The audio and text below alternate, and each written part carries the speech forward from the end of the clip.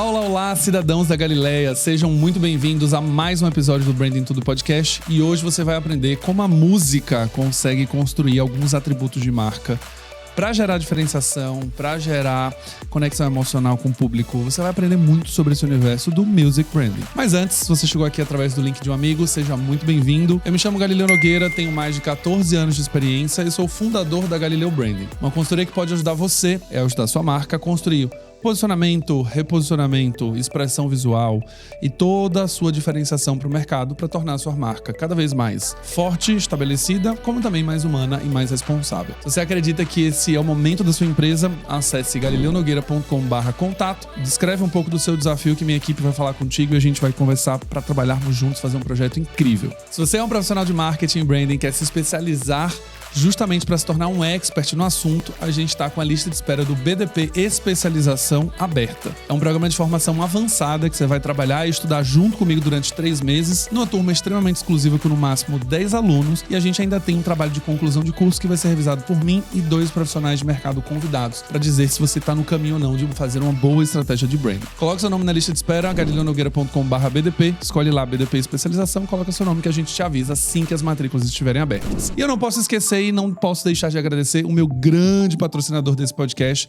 Deskify, do qual eu sou embaixador de marca, que é justamente uma plataforma para ajudar a sua gestão na área de marketing, ajudar a sua rotina de marketing a ser menos caótica e muito mais organizada. Lá você vai direcionar briefing, colocar os seus assets de marca, você vai aprovar, reprovar, comunicação, você vai falar com o seu próprio time internamente, você vai organizar toda a sua rotina de marketing, campanha, asset, peça. Então clique aqui no link que está aparecendo na tela se você está vendo no YouTube para fazer o seu demo de 7 dias. E se você por acaso só está ouvindo através do Spotify, acesse deskify.io e solicite o seu demo, que você vai ter lá 7 dias para ver como a sua rotina de marketing vai ficar organizada. A gente usa lá na Galileu Branding e nossa vida mudou completamente. Beleza? Vamos ao episódio de hoje. Hoje temos aqui um convidado super especial para falar de um assunto que eu tava comentando com ele, inclusive, que eu já tenho mais de 14 anos de experiência, já fiz um monte de projeto, mas um projeto de Music Branding eu nunca tinha feito. Seja muito bem-vindo, Jameson, ao Branding Tudo Podcast. Muito obrigado, Galileu. Valeu por me receber. Um prazer estar aqui. E vamos falar, né? 2 coisas que são paixões, digamos assim, nacionais, talvez. Branding e música, né? Boa, branding e música baixa nacional, gostei. Aqui de na Galileia. Na Galileia. É paixão nacional. É paixão nacional, muito bom.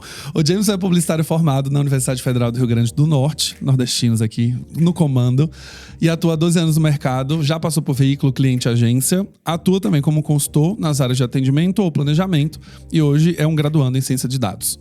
Ele é diretor de conta da Bananas Music, empresa que atua com curadoria musical, direção artística, pesquisa e mapeamento de cenas para marcas como Natura Musical, TNT, Deezer, Melissa, Black Princess e Peugeot.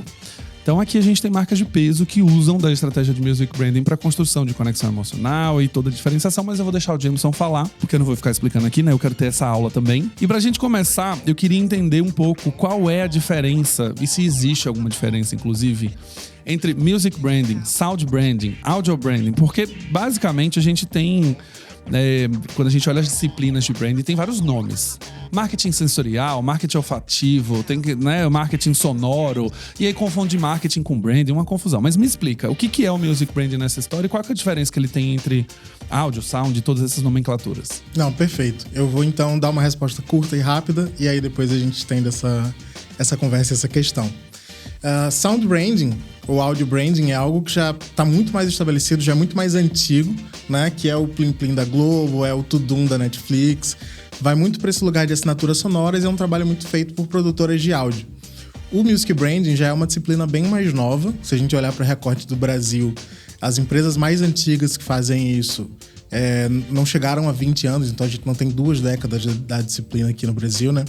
E no Brasil ficou muito atrelado à construção de playlists e à experiência de ponto de venda, né? A gente também começou assim, falando especificamente de Bananas, a gente também começou assim, fazendo trilha para PDV, e aí na época ia no pendrive, ia num CD e tudo mais, e a coisa foi evoluindo. O mercado avançou muito nesse sentido de tecnologia, né, de ter players próprios para que a música toque e para que haja um controle. Inclusive, a maior parte das empresas que fazem esse trabalho focaram mais em tecnologia, mas o Bananas entendeu que o que poderia trazer essa diferenciação, o que não é commodity, é justamente a curadoria musical. Então a gente foi por outro lado e focou nesse caminho, né? De tentar construir uma curadoria que faça sentido para aquela marca, que se adeque às necessidades dela. E aí, tanto de território quanto de posicionamento, mas também de demandas ali, pensando em PDV, de demandas do dia a dia, né? Então, a loja de manhã ela tem um fluxo específico, de tarde tem outro, ou no fim de semana é algo diferente. Então a gente consegue fazer esse controle. Mas é isso, Sound Branding é assinatura sonora, é produtora de áudio. Music Branding, aqui no Brasil, começou com playlist e a gente, na verdade, vem tentando puxar essa régua para outro lugar, foi entendendo as necessidades da marca e hoje a gente coloca que o Music Branding, que é feito no Bananas, é basicamente posicionar marcas através da música, né? Usar a música como um asset para marca, para construção de marca. Não necessariamente ligado a uma playlist em específico, etc. Eu posso simplesmente fazer um estudo com a Banana do tipo, quero entrar no território de música e hoje eu tô querendo entender se é o trap, se é o rap, me ajudem a achar esse mapeamento? Isso. Colocando numa timeline, pensando em Bananas, né? Os outros concorrentes, eles meio que continuam ainda na playlist, né? O modelo de negócio para eles funciona dessa forma. Mas a gente começou na playlist para ponto de venda e aí o Spotify chegou no Brasil, inclusive o mercado ficou um pouco preocupado com isso, a gente entendeu que era uma oportunidade, na verdade, e aí foi lá, bateu na porta deles e falou, a gente faz curadoria para marcas e tudo mais, então lá em 2017 a gente fez uma parceria com eles e começou a cuidar, né, porque o escritório deles era só comercial, né? E aí a gente começou a cuidar desses projetos que vinham das marcas e a gente fazia essa curadoria.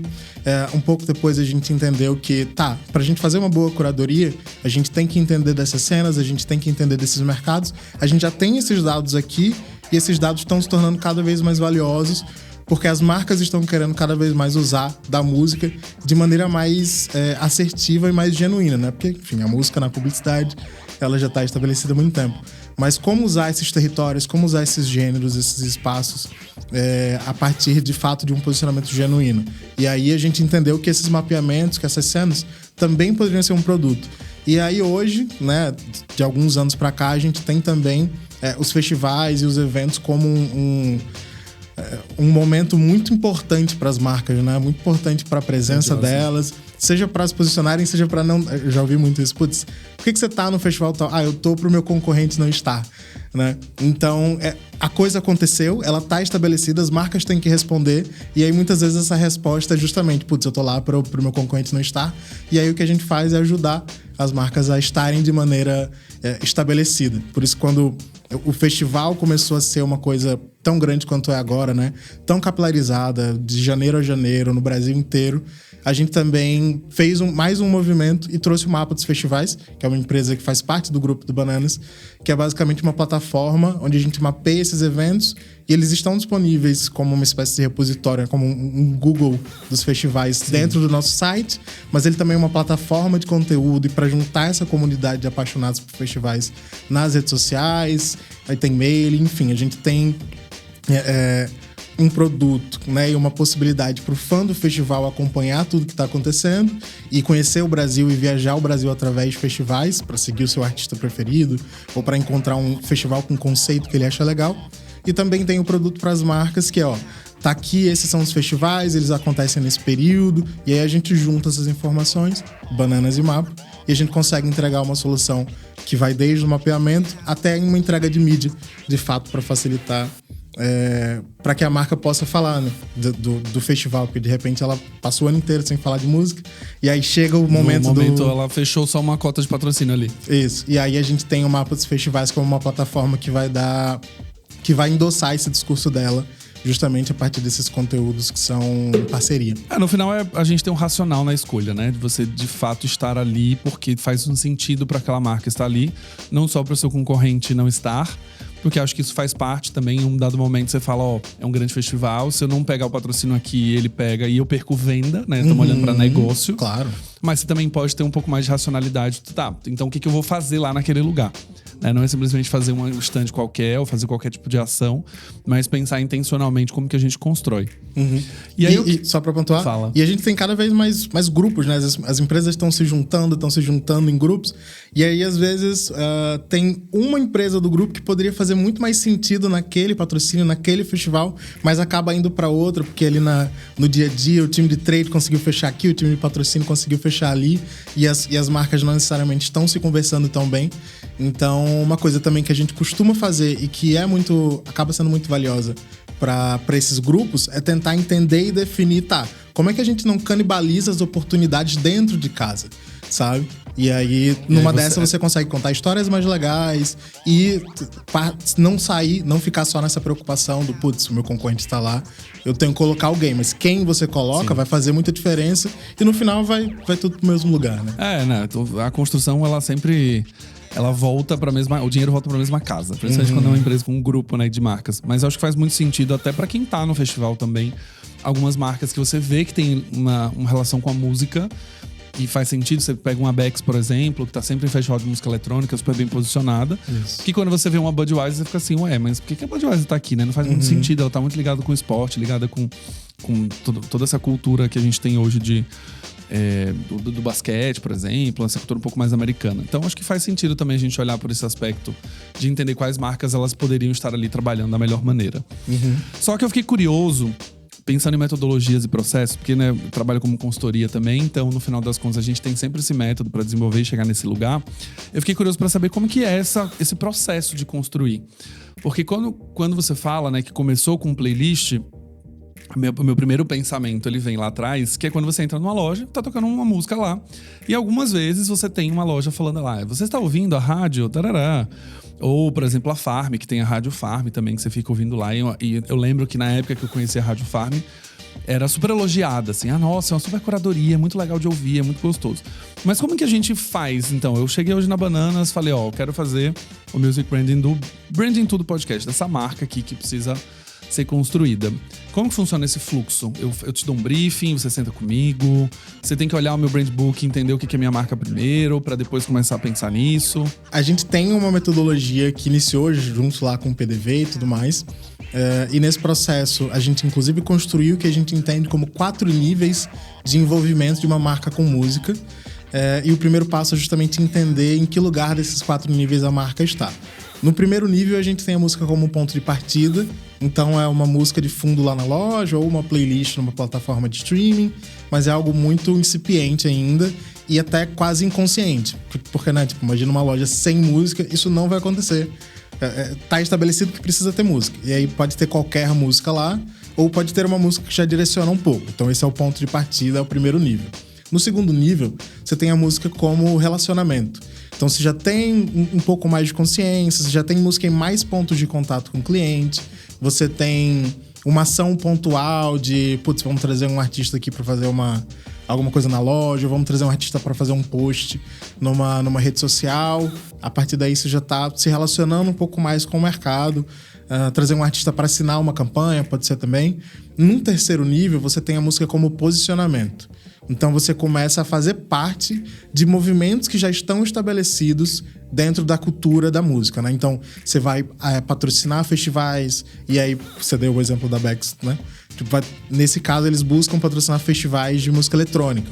Então, eles estão se posicionando dentro desse universo, vão buscar apoio aos DJs, vão ter todos os outros pontos, preferencialmente, e também vão trabalhar esse posicionamento se juntando e fazendo parte de algo que já existe. E num quarto nível, que é o nível mais alto, você tem a música como uma plataforma de negócio. E aí você vai fomentar cenas que ainda estão por vir, ou que ainda são muito pequenas, e você vai permitir com que elas aconteçam, né? Hoje, o nosso maior exemplo de marca nível 4 no Brasil é Natura, né? Uma marca que está há muitos anos investindo na música, que tem Natura Musical, que tem a Casa Natura. Então, de fato, a música é uma plataforma de negócio para Natura. Já tivemos Skol em outro momento também, né? Tinha o selo, tudo mais. Revelou vários artistas que hoje estão no midstream, alguns que estão no mainstream, inclusive, foram revelados, já foram trazidos pelo selo. Então, você precisa primeiro entender em que nível essas marcas estão. E não tem necessariamente um nível certo ou um nível errado. Mas assim, a música é um ponto de paixão do brasileiro, inclusive mais do que quando a gente olha pra média mundial. Música é um negócio que todo mundo gosta, mas no Brasil a gente gosta ainda mais e gosta muito da nossa música também. O brasileiro tem muito essa coisa com a própria música. Então, é interessante que você esteja no máximo possível desses níveis para se utilizar dessa possibilidade. Quando a gente entende em que nível a marca tá e qual é o problema que ela quer resolver, porque pode ser o PDV, ou a marca pode querer um brand book sonoro, digamos assim, pra tipo, putz, quando eu for passar pro meu time de social, ele escolher músicas para os vídeos stories que vão fazer sentido dentro disso que a gente tá reforçando. Quando eu vou buscar um artista para patrocinar também. Então, esse documento serve para brifar ou para direcionar outros fornecedores da marca e para tomada de decisões lá dentro. Ou não, é isso, putz, eu vou entrar muito no território, no ano que vem eu vou trabalhar essa plataforma. Então, eu preciso entender a fundo esse público e como as pessoas se relacionam com esse gênero, como isso faz parte da cultura. Então, cada necessidade vai trazer pra gente possibilidades e frameworks diferentes. Mas no fim, o que a gente faz é um trabalho de branding, então a gente tem esse braço dos frameworks, de trabalhar com essas ferramentas que a gente já conhece. Inclusive, a gente tem esse cuidado de já usar um léxico que faz parte do universo das marcas para facilitar essa adesão, mas também tem esse outro lado de estar próximo do mercado e da indústria da música, de saber quem tá lançando o quê, quem são os artistas que estão chegando, que estão vindo suportados por um determinado produtor, ou enfim. Esses movimentos todos, eles vão apontando pra gente quem tem mais potencial, quem tá muito relacionado com um movimento que de repente está acontecendo lá fora e que deve chegar no Brasil em breve. Então a gente junta esses dois universos, né? Mas de maneira geral, o processo é muito similar a gente faz uma reunião de briefing, faz um debrief, aprofunda essa pesquisa para começar a criação, faz o processo de criação e faz a entrega, utilizando todas as estruturas que quem está em casa provavelmente já conhece. Eu sempre falo, quando a gente está discutindo branding, a gente tem muito isso, essas caixinhas, né? No music brand, personal branding, brand employee, né? Employer branding, desculpa. E eu acho que, assim, beleza a gente fazer essas divisões, mas no fundo, a gente sempre tá falando sobre construção de marca. E essas derivações, elas fazem parte de um plano sempre muito maior.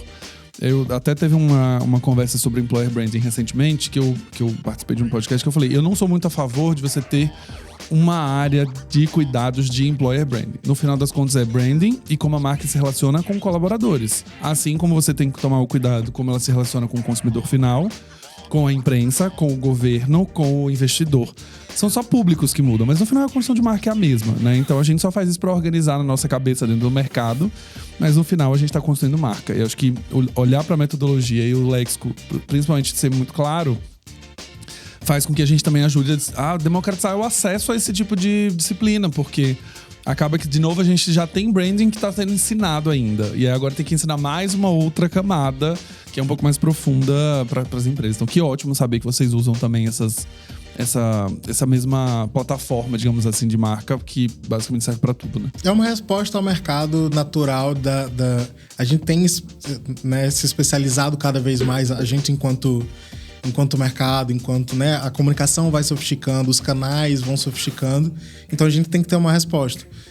Eu concordo com você que a gente tem que olhar para a coisa como um todo, mas é isso, acabam que vão surgindo oportunidades de mercado, e essa foi uma leitura que a gente fez. Sim, putz, aqui dá para aprofundar. Especializações também, tem empresas especialistas nisso, né? Isso, exatamente. Então acho que é um movimento natural, mas seria interessante que todo mundo tentasse tomar cuidado e olhar para coisa lá para cima, né, para esse guarda-chuva, de maneira cuidadosa e entendendo que parte todo mundo meio que de um mesmo lugar. É porque quem tá gerenciando do lado da marca ali, a pessoa olha pra marca como um todo. Uhum. Né? Então, quando a gente brinca na Tudum lá do Netflix, ou o bipzinho da Intel, por exemplo, eu não acho que é uma pessoa que tá só olhando para a parte musical e uma outra só olhando... Não, a pessoa tá olhando pra marca como um todo. E aí você pode ter pessoas que cuidem de alguns pontos de contato, mas no final das contas é uma marca só.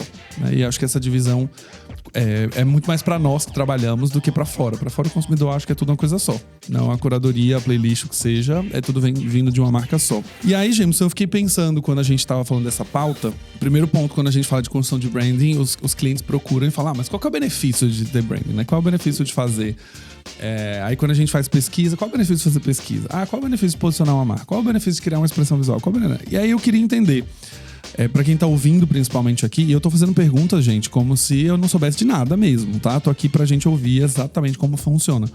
Qual que é o benefício de você contratar uma empresa como Banana, por exemplo? Eu tô atendendo uma marca aqui, sei lá, como Itaú, e eu vou conversar com você e falar, olha, eu preciso muito fazer uma estratégia de music branding junto com vocês. Como que eu gero essa sensação para eu vender para um cliente, que é muito importante, de fato, ele ter isso? O que é o benefício no final? O principal benefício é ter a música como um asset, né? A música é um ponto de paixão, como eu falei, que é muito grande, que atravessa muitas possibilidades. Se a gente pensa no Brasil, quais são os grandes momentos que a gente tem ao longo do ano? São momentos que eles só acontecem por causa da música. Carnaval, São João, a gente tem o churrasco como esse momento, né? Tipo, esse micromomento que faz parte da nossa cultura. Todos esses momentos, eles fazem parte do que a música pode oferecer. Então, principalmente, ter a música como uma ferramenta e, aí, nesse caso, se utilizar da música de uma maneira autêntica, que vai chegar nas pessoas fazendo sentido e que vai potencializar todos os outros canais, todos os outros meios a contarem histórias mais legais, a se utilizarem daquilo. Quando a gente pensa no mercado, indo um pouco agora para a publicidade, né?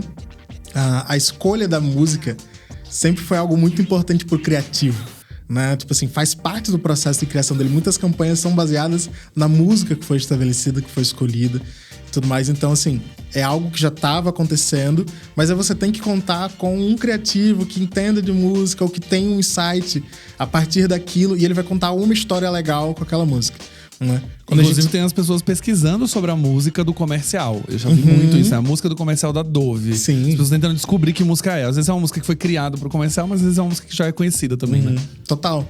E aí é isso. Isso é algo de desejo dentro do mercado, né? Putz, eu quero escolher a música. Ou então o cliente que, putz, é muito fã de um artista, eu quero trazer esse artista pra minha marca porque eu quero conhecer ele, porque, enfim... A gente sabe que essas coisas todas acontecem, né? Somos seres humanos antes de sermos profissionais. Mas aí a gente passa a tomar escolhas que talvez não nos permitam contar as melhores histórias, não nos permitam encontrar as melhores tensões a serem trabalhadas, né? Então, principalmente, é conseguir usar a música como um asset e usar ela de maneira a potencializar todas as outras escolhas, todos os outros canais. E aí potencializar na construção de marca, mas potencializar também no ponteiro, sabe? Uma boa escolha de um artista que vai assinar uma campanha pode definir se essa campanha vai vender de fato bem ou não, sabe? Muitas vezes a escolha parte ou desse gosto pessoal, ou do tipo, putz, o artista X é gigantesco, tá, então vamos nele, porque vai ser mais fácil. Traz sertanejo. Sertanejo é o mais escutado do Brasil. Isso, só que aí você nunca falou de sertanejo, você nunca falou de nada relacionado a esse universo, porque a música ela tá inserida num contexto de consumo, né? Tanto de consumo de produtos quanto de consumo da própria música. Quais são os lugares, quem tá consumindo, como as pessoas se relacionam entre si enquanto estão consumindo essa música. Tudo isso entra como variável, né? E aí você nunca faz parte de nada disso, aí você chega... Oi, galera, eu vou falar de sertanejo. Sabe? Não faz sentido. De repente, se você falar de um outro gênero que parece menor, de um artista que tá em ascensão e ainda não aconteceu... como a gente considera uma carreira. Sucesso, né? Isso. Esse artista vai gerar um baita impacto. A gente tem um case muito legal com o Yukon, que é um cliente que a gente já trabalha há muitos anos. Yukon é uma marca que faz parte do grupo moda, Renner, né? Isso, de varejo de moda jovem, que faz parte do grupo Renner. A gente tá com o Yukon há praticamente o tempo inteiro que o Bananas existe, né? E, é mais de uma década. E a gente tinha eles tinham um desejo, tá? A gente quer trabalhar Dia dos Namorados. E a gente trabalha, na verdade, Dia do Amor. Eles focam muito em Gen Z. Vamos fazer uma campanha do Dia do Amor. A gente quer trazer um artista para assinar. E aí, a partir daí, você começa a pensar, tá, putz, quem são os nomes óbvios e que estão postos e tudo mais. E poderia se escolher qualquer um desses nomes. Mas a gente fazendo esse trabalho de curadoria, a gente entendeu, tá, vai ser potencializado se esse artista tiver algum background de música, de moda.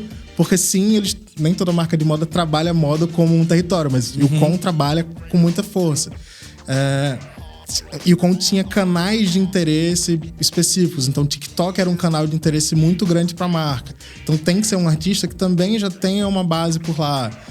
Quem é que tem a cara, né? Aí a gente vai para aspectos que a gente pode colocar como mais intangíveis, assim como dizem que o branding é intangível, mas na verdade que estão postos de tipo, putz, essa pessoa tem a cara do cliente, essa pessoa se fala nas redes sociais da forma como a marca fala. E como é uma marca que em social não usa letra maiúscula, só escreve com letra minúscula. Bem Gen Z. Isso, exatamente. Então, assim, quem é o artista que, sabe, se conecta com todas essas coisas e, principalmente, quem é que tá perto de ter uma crescente.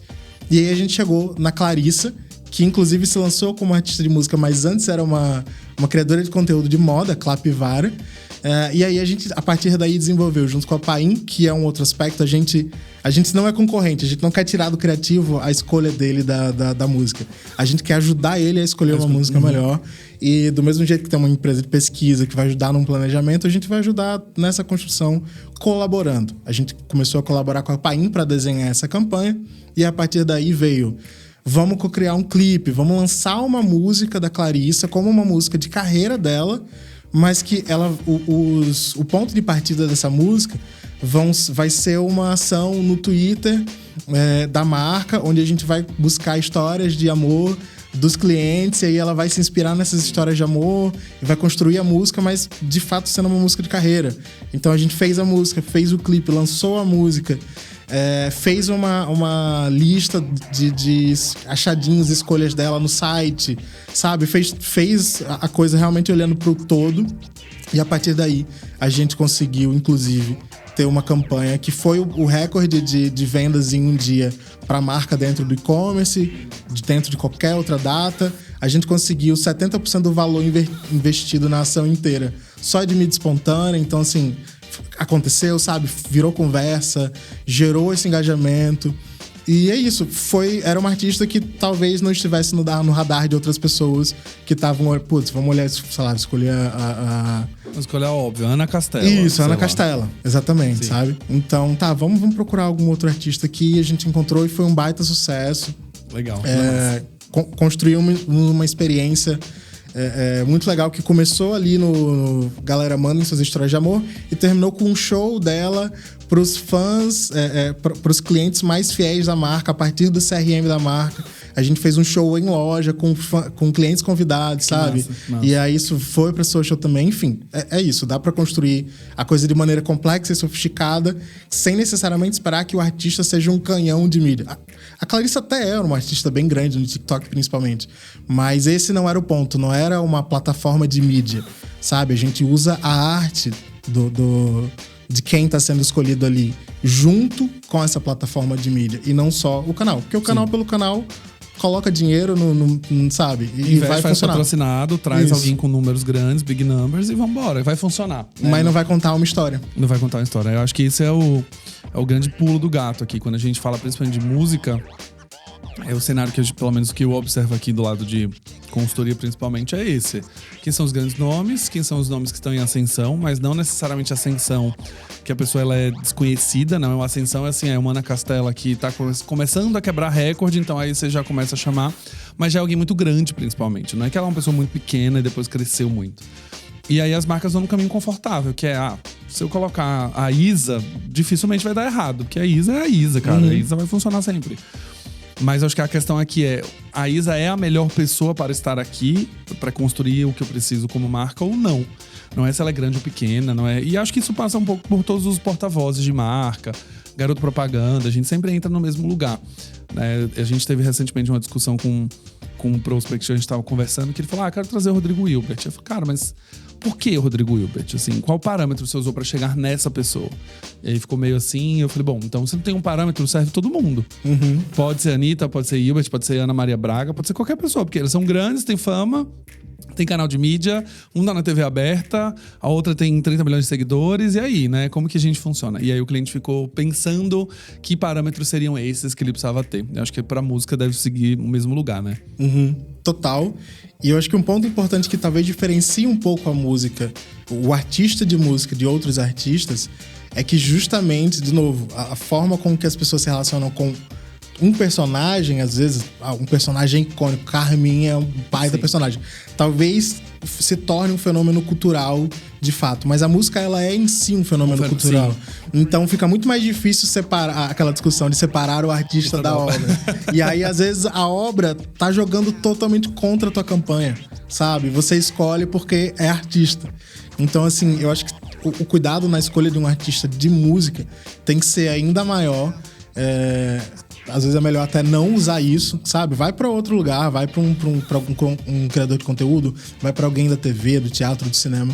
Talvez faça mais sentido, porque aqui na música a escolha tem que ser ainda mais assertiva ou a tua história vai gerar ruído, vai ficar feio, as pessoas vão questionar. Porque esse é um grande ponto também, né? Hoje as pessoas não aceitam mais qualquer nome em qualquer contexto sem questionar. Não, e elas cobram, né? Com rede social a gente vê muito essa discussão. Eu lembro que teve uma época, pelo menos acho que uns 5, 7 anos atrás, que a grande tendência no mercado publicitário era fazer as músicas das marcas. Então, vamos chamar 2 artistas para criar a música nova da Coca-Cola. Vamos chamar esse artista aqui para criar uma música nova para tal coisa. E sempre, pelo menos nos cases que eu acompanhei, sempre era muito fiasco, assim, porque era uma música completamente patrocinada, era uma música que você tava ali... não existia uma expectativa, não era uma música da obra da pessoa, uma música da carreira. Era uma música que falava assim, cara, então você não paga, ela vai fazer uma música, vai lançar, e aí vai chegar um monte de mensagem sobre a marca ali dentro que eu não quero ouvir, né? Mas as marcas marketeavam muito isso. Assim, não, uma música em colaboração, vai fazer uma cocriação e tal. Eu mesmo já participei de um projeto que eu fui muito contra, inclusive, na época, porque eu falei, gente, não faz o menor sentido você criar uma música pra falar de uma marca. Assim, não faz o menor sentido. A gente tá reinventando o jingle, né? Sabe? Tipo assim, qual o sentido você fazer uma música pra falar de uma marca? As pessoas não querem, as pessoas querem ouvir uma música. E quando as marcas elas entram na música, elas entram organicamente. Quando a gente olha o cenário do funk, rap, essas coisas, as marcas estão ali. Mas assim, não é que a Lacoste vem e fala, oi, MC, faz uma música pra mim, coloca meu nome. Não, ela entrou como parte da cultura popular, daquele cotidiano que tá ali. E aí, se a Lacoste quiser se apropriar dessas pessoas, que é como ela tem feito, né? De chamar pra perto, levar pra um desfile, etc. Beleza, mas você, sei lá, encomendar uma música pra um artista tem que ser uma música assim, muito incrível pra poder ter um sucesso. Isso, e até porque é isso, né? A gente ainda tá falando de artista. Então, putz, você tem que ter o cara feliz com você. Se ele não tá feliz com você, não vai ficar bom. Ele não vai entregar o que ele tem de capacidade, né? Nesse caso dessa música co-criada com a Clarissa, tinha uma exigência do cliente que era ter a frase do posicionamento da campanha, né? Basicamente a assinatura da campanha, mas era uma frase que já fazia sentido ali dentro do contexto, então foi fácil pra ela inserir, sabe? Não foi uma... aí você tem que falar que you comigo, sabe?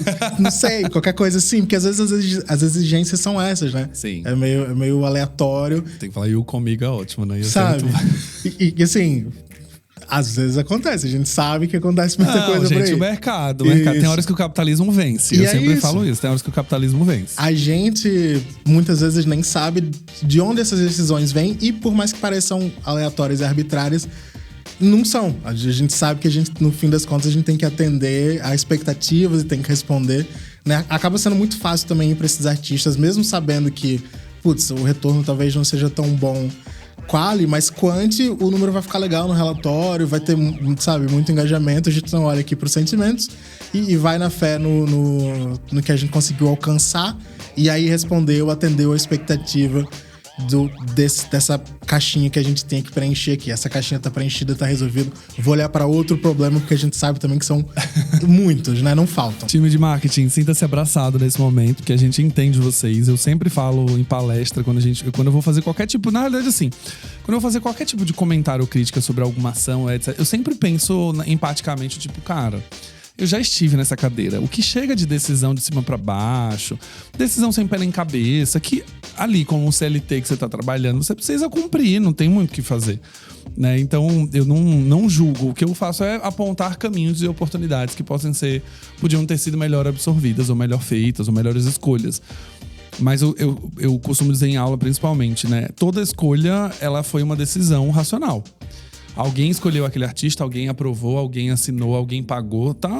Tem uma escolha. Ainda que ela não seja a melhor escolha, mas teve uma escolha, teve algum critério que veio de algum lugar. Esse critério pode ser gosto pessoal, esse critério pode ser meu chefe mandou, sei lá, qualquer coisa. Pode ser uma permuta com um canal de mídia específico. Uma permuta, a gente só vai ter esse canal aqui, galera. Trabalho. Nossa, mas não faz...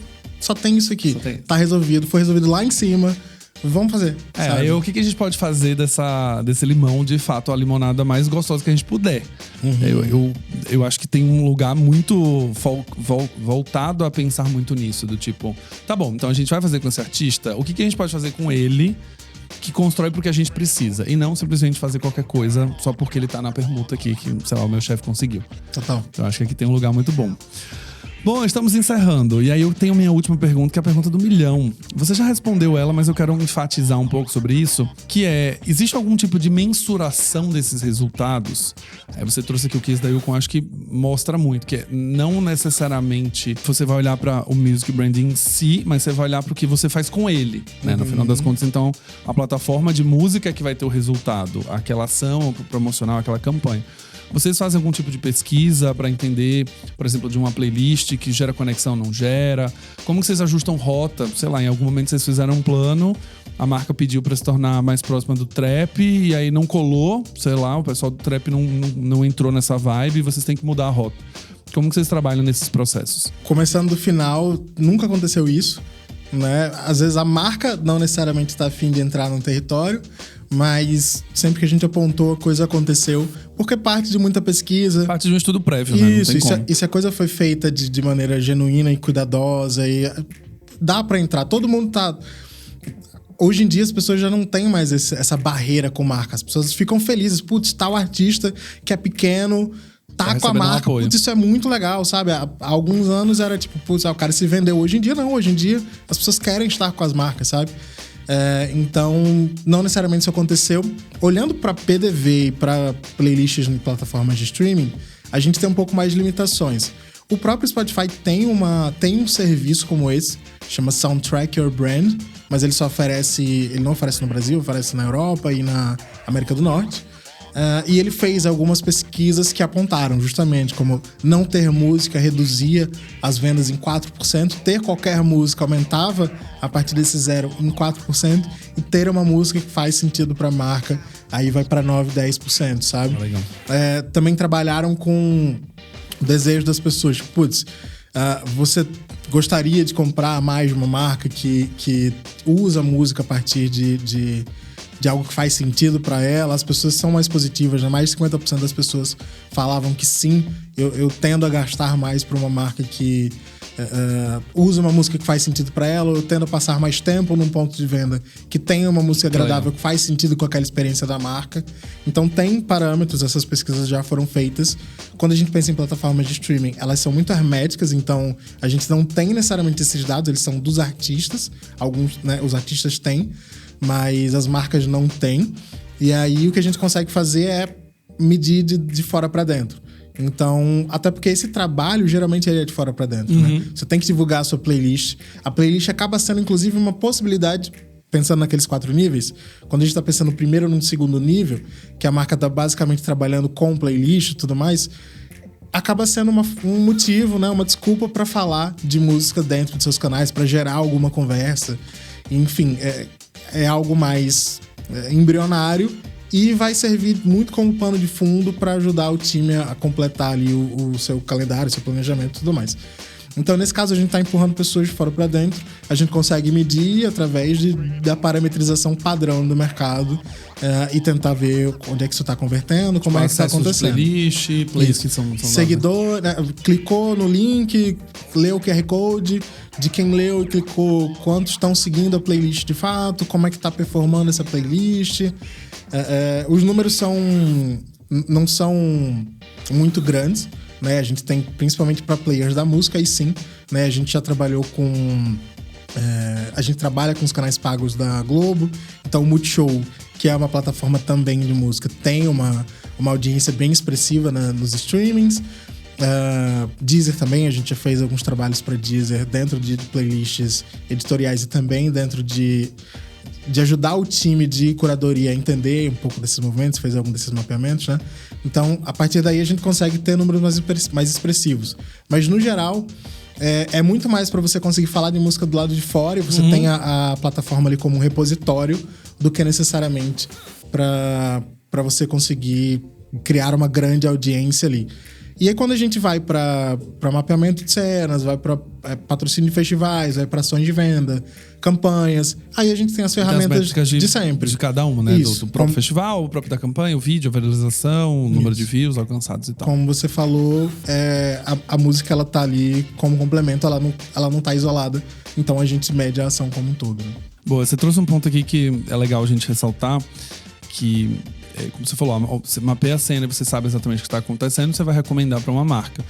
é muito mais receio da marca não querer entrar do que o oposto, do que de fato a cena não aceitar. Eu acho que isso é uma das coisas legais pra quem tá ouvindo ficar com isso na cabeça.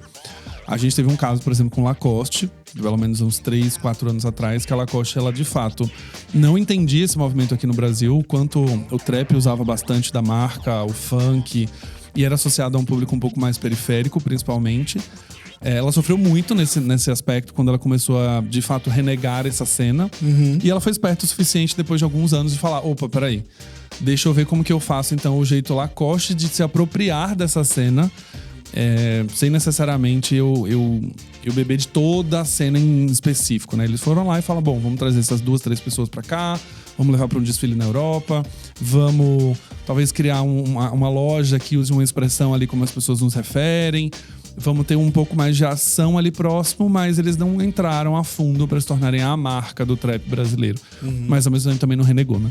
Sim, de novo, a música é um fenômeno cultural e a gente não tem controle, as marcas não têm controle sobre isso. Era aquela velha história, enfim, quando as redes sociais estavam se estabelecendo, quer queira ou quer não, sua marca está na rede social. Você pode não estar, mas ela está. As pessoas estão falando dela. É meio que esse mesmo papo, sabe? E aí, se você nega isso, vai ficar feio pra você. O exemplo de Lacoste é perfeito. Mas sim, existem gêneros, existem artistas que geram um pouco mais de preocupação do que pode acontecer com a imagem da marca. Mas, de novo, essas marcas elas já estão inseridas dentro daquele contexto. E ainda mais num momento como hoje, onde a gente consegue segmentar tão bem as coisas, será que não faz sentido a gente... aqui a gente consegue se apropriar, aqui a gente consegue potencializar essa cena e talvez... Aí seria... É até complicado falar nisso, né? Mas assim, como é que a marca pode apoiar e de repente dar suporte pra algo que ela entende como negativo daquela cena que talvez a própria cena não deseje aquilo? E aí como é que ela pode dar suporte pra que aquilo não aconteça? Pra mudar aquela realidade. Não necessariamente isso é uma questão, porque é isso, às vezes é só uma leitura elitizada ou elitista de algo que isso é feio e não necessariamente aquilo é feio dentro daquela cultura, dentro daquele contexto. Então, por isso isso é complicado. Mas assim, é isso, seja suporte, conte história, sabe? Contar uma história. Se a gente tem funk aí, hoje em dia, você tá no YouTube, você vai ver, todas as campanhas vai ter um funkzinho ali de música de fundo, mas qual é a marca que tem coragem de contar as histórias do funk, sabe? Aí, você tem uma marca que se posiciona, que fala de mulheres, de poder, de potência, e aí você não tá contando a história das mulheres do funk, que poderia ser um momento pra você ter uma conversa ali, pra você evidenciar histórias que são bonitas, sem necessariamente entrar em aspectos mais espinhosos. E vamos ser honestos aqui, entrar no moralismo também, entrar em toda essa parte do cristianismo super forte, evangélico, que julga, enfim. E eu acho que em alguns momentos... Aqui daria um outro episódio, tá? Acho que o momento aqui, às vezes, a gente é meio seletivo nessas discussões, né? Quando você fala mulheres de poder, mas quando elas são do funk, elas não podem ser contadas. E aí você entra num ciclo de, mas é porque as letras também não ajudam muito, né? Mas porque fala muito palavrão e eu não quero estar mais próximo. Tá, mas se você quer estar perto desse território, você tem que abraçar o território como ele é, ou dar suporte para que ele seja transformado. E a sua marca tá lá, as pessoas estão consumindo a sua marca naquele momento. Quer queira ou quer não, né? Onde você tá com medo de ser atacado, as pessoas não consomem sua marca. Onde você tá com medo de entrar, porque, enfim, né, por causa desse moralismo, as pessoas consomem. Então, assim, a decisão... Ela parece, ela não é óbvia, ela parece óbvia. De novo, a gente volta em todas as intricações do mercado, isso é muito complicado. Mas assim, vamos considerar, e com uma empresa que te ajude a olhar para isso de maneira, sabe, consciente, cuidadosa, entender o que pode ser positivo nessa construção, você pode tomar escolhas. Tem um exemplo que eu gosto bastante lá dentro de casa, que é... A gente recebeu de uma marca o pedido de, precisa escolher uma pessoa para assinar um perfume. Ela não só vai fazer a campanha, ela vai assinar o perfume, vai ser a cara dela. Show, perfeito. E aí eu preciso que ela seja isso e aquilo. Basicamente precisava de uma mulher que tenha a sua própria voz, que conta a sua própria história. Essa era meio que a conversa e a brincadeira. Aí a gente, então vamos... E precisa ser alguém muito grande, porque era uma marca grande, ia ser um perfume muito grande. A gente foi olhar e olhamos os 200 hits do momento. Dentro dos 200 hits, 170 eram brasileiros, que reforça um pouco aquela coisa de a gente gostar muito da nossa própria música. Desses 170, 38 tinham mulheres como cantoras, né? Como intérpretes. Dessas 38, só 4 as mulheres tinham escrito sua própria música. Então, de um universo de 200, a gente tinha 4 mulheres contando suas próprias histórias. A gente voltou pra marca e falou, você tem isso aqui. Vai estar bem limitado, porque você pode escolher qualquer outra pessoa que talvez não vai fazer sentido, porque não conta suas próprias histórias. Mas a gente tem essa informação aqui. Olha como a gente pode usar essa atenção. Olha como a gente pode usar isso como uma desculpa não para lançar o perfume, mas para fazer uma campanha, para posicionar a marca, história, sabe? Né? Então, assim, quando a gente olha para os dados, quando a gente olha quando a gente se aprofunda nesse tema, e aí eu acho que é nesse sentido que eu acho o trabalho do Bananas muito valioso, a gente consegue encontrar material, consegue encontrar insumo para marca, consegue encontrar insumo para agência, consegue encontrar insumo para relações públicas, para esse ecossistema inteiro, sabe? Pra gente contar histórias mais interessantes. No fim é isso, que é o que as pessoas querem ouvir, música e histórias. Então, como é que a gente conta? É incrível, incrível. Eu acho que esse episódio ele é uma aula para quem tá ouvindo aqui. Eu acho que a gente, quem não conhece ou não foi a fundo, eu acho que a gente tinha um universo muito... Eu digo por mim mesmo, eu só conhecia muito basicamente da parte de music ali, playlist, aquela curadoria que a gente tem. E eu acho que a nossa conversa abriu meus olhos porque isso vai muito mais além. A discussão é muito mais, não só de um serviço, mas passa numa discussão de cena, numa discussão de atributo, de discussões sociais em algum aspecto, quando as marcas querem ou não se apropriar. E eu acho que o que você trouxe aqui de 4 grandes níveis de interação com a música, desde só uma playlist até, de fato, a plataforma de uma música, também traz muita maturidade para essas marcas e traz muita diferenciação. Quando ela entende qual é o nível que ela tá ali e trabalha muito bem. Então eu quero te agradecer demais, Jameson. Obrigado pela aula de hoje. Imagina, valeu pelo convite. É o que você falou, de cada tópico dá pra puxar um outro episódio também, porque a música é uma paixão e todo mundo tem uma opinião. Assim como é quase uma meta questão. Todo mundo que trabalha com marca tem essa sensação de, todo mundo quer dar pitaco no trabalho, porque todo mundo acha que entende de comunicação de marca. Música é a mesma coisa. Então gera sempre essas conversas, essas discussões, é sempre muito interessante. E a gente nessas trocas acaba aprendendo muito também. É muito legal, foi muito massa. Maravilhoso, obrigado pela generosidade em compartilhar com a gente um pouquinho do conhecimento. Cidadãos, se vocês gostaram desse episódio e gostaram de entender como Music Branding pode ajudar a sua marca a construir diferenciação, relacionamento e conexão emocional, dê 5 estrelinhas, não esqueça, no seu player favorito e mande para pelo menos 3 pessoas aprenderem algo novo também. 3 novos cidadãos vão chegar a partir da sua indicação. Lembre-se que quando você não indica, você tem o seu passaporte de cidadão bloqueado e você não vai mais acessar nenhum conteúdo, porque eu vou te encontrar na internet e bloquear tudo pra você não ver, beleza? Um abraço e vejo vocês no próximo Branding Tudo Podcast.